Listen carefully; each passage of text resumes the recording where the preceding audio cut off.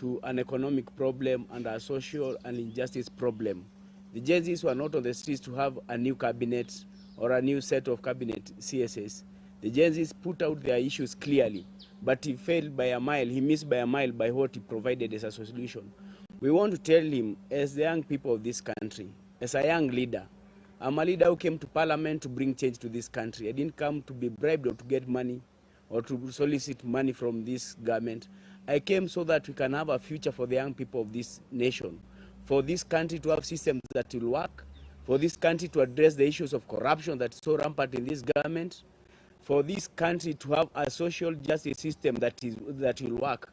You can see by his activities the neglect that he had on the Article 37 of the Constitution, the brutality and excessive use of force on protesters. Yet we say we have a constitution that we respect, that clearly outlines Article 37 as the guiding principle on how people should address the government, how people should protest against, how the people should talk to the government.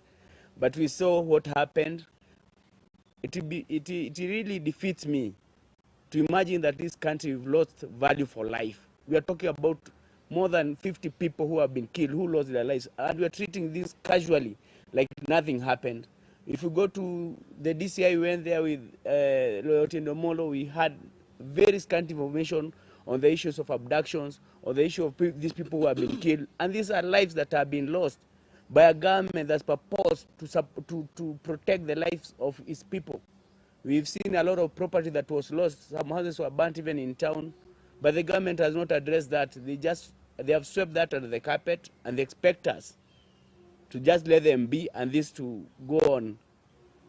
We cannot agree, and we cannot allow the government to behave like that, because if it behaves like this, it is going to kill our future and our children.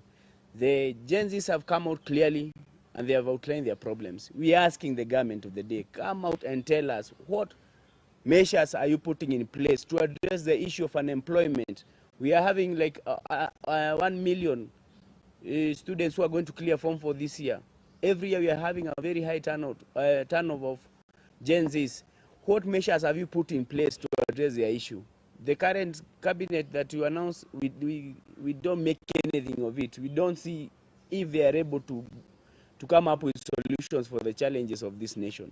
So sisi tunamwambia Bwana Rais, tafadhali sikiza watu, calm down, look for new advisors. Whatever you are doing is far away from what the people are asking for. Kindly try and calm down and listen to this youth. These are the future of this nation, and the best thing is, this is a generational thing. One day it will come to happen. The hopes of the people of this nation, lazima siku moja watu watakuja wapatiwe heshima, and I don't